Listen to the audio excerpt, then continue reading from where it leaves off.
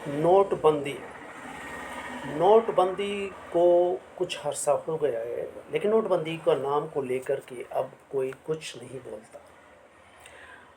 एक ज़माना था जब नोटबंदी को लेकर के मोदी जी बड़ी डींगें आगे करते थे, ऊंची फिरा करते थे, क्या नहीं हो जाएगा।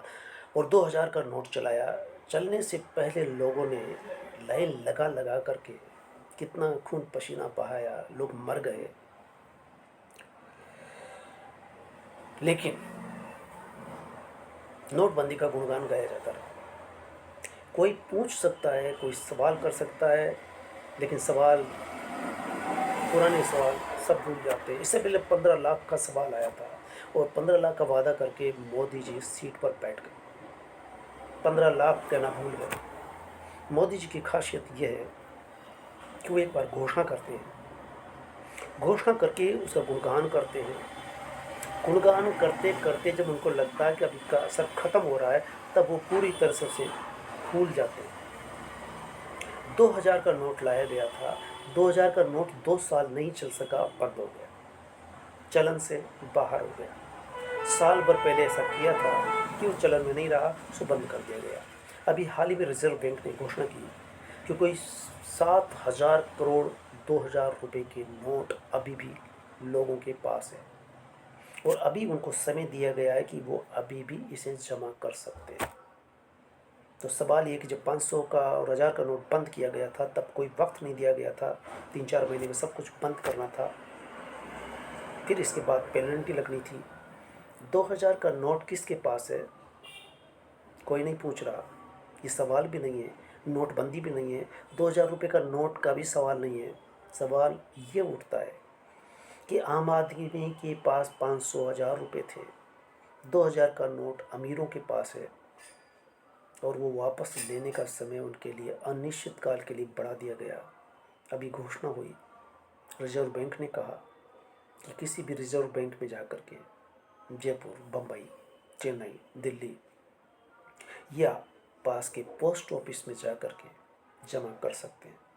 अभी भी समय सीमा बढ़ाई गई है। याद आता है कि मोहम्मद बिन तुगलक जो राजधानी दिल्ली को तुगलकाबाद ले जाता है, चांदी के सिक्के चलाता है, दोनों ही योजना फेल हो जाती है और मोहम्मद बिन तुगलक को असफल पागल राजा करार दिया जाता है। लेकिन उसकी योजनाएं इतनी गजब की थी कि आज भी इस पर इतिहास में विश्लेषण किया जाता है, सिर्फ कहा जाता है। 15 लाख लोगों की जेब में पहुंच जाएंगे। फिर नोटबंदी कर दी गई, 2000 का नोट चालू किया गया। लोग पूछ सकते हैं कि जो 500 और 1000 के नोट बंद किए गए थे, जिस मकसद से कि आतंकवाद खत्म होगा और काला बाजारी खत्म होगी, दोनों पर कोई असर नहीं हुआ, पूरे नोट जमा हो गए।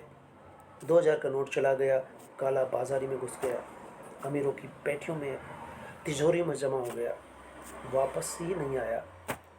अभी भी सरकार मांग रही है कि इसे जमा कर दीजिए। कारण क्या है? मोदी जी ढोल पीट करके योजना लागू करते और योजना जब असफल होती तब उसका नाम तक नहीं लेते, फिर अगली योजना ले आते। अब उनके पास कोई योजना नहीं है।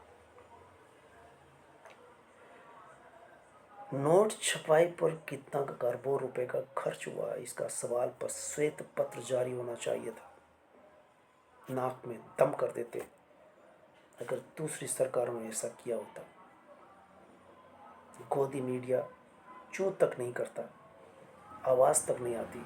तो सवाल ये उठता है कि 15 लाख लोगों की जेब में जाएंगे।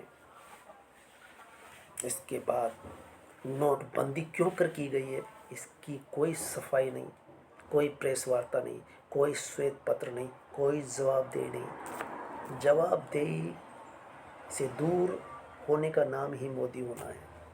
मोदी का मतलब कोई सवाल नहीं, कोई जवाब नहीं, केवल वो बोलते हैं, मन की बात रेडियो पर कर लेते हैं और प्रेस वार्ता वो करते नहीं।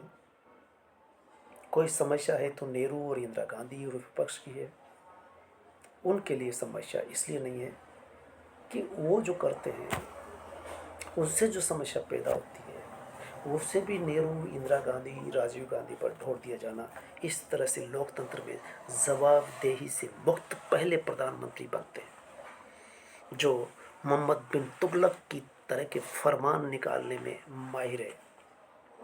गनीमत है, गोदी मीडिया है, चुनाव आयोग है, ईवीएम मशीनें हैं, सुप्रीम कोर्ट का पलड़ा भी अपनी तरफ झुका लेते हैं। ये सब लक्षण जिसके तहत आवाज़ें बंद कर दी जाती है। धन्यवाद।